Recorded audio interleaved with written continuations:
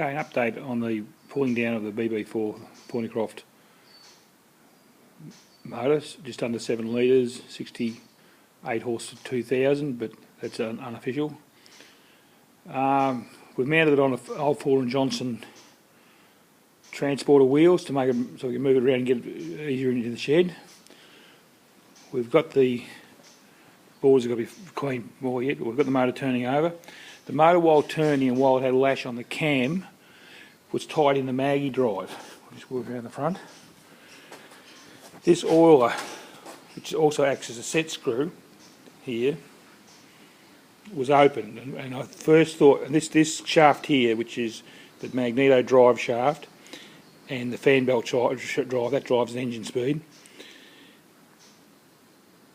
was stiff. There was no lash in it. You could feel lash from the crank to the cam, but there was no lash in this. So first we thought this set screw here goes into a spacer block, and it had slipped and it wasn't in the hole, and no oil could get in, but also it wasn't held. So we took that off. We thought that this bearing here might have got water in it or something. Now, but the bearing, while tied, is spinning freely, as you can see. So that we then had to go further, because clearly, even though the motor was turning over, it was something wrong. So to go further, we had to pull the timing cover off. So as part of the chassis, putting the wheels on it, we put a strengthener across the front of the chassis.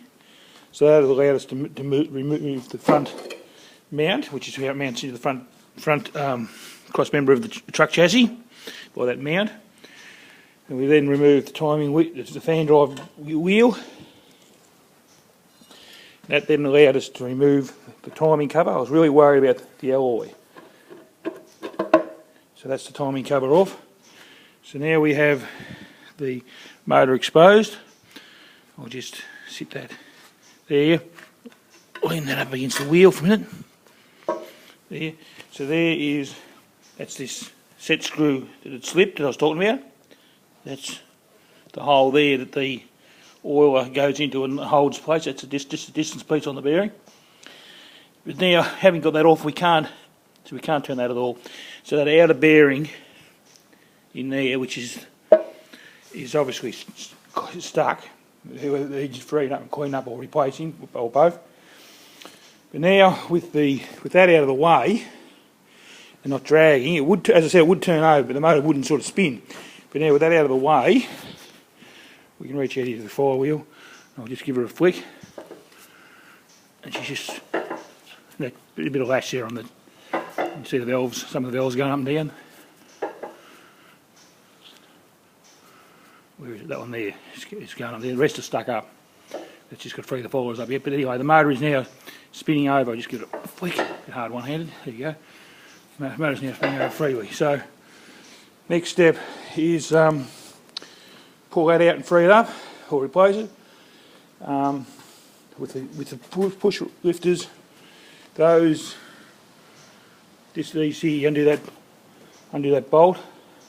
There, that one on either end. And that whole, once the valves are out, and that whole they're roller followers rather. That whole assembly there will lift out, and we can free that up. The same there. So that's that.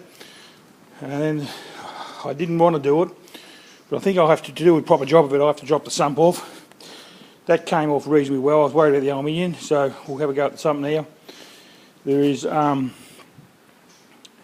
get the bore pistons out and make sure to free the rings up properly rather than risk them sticking.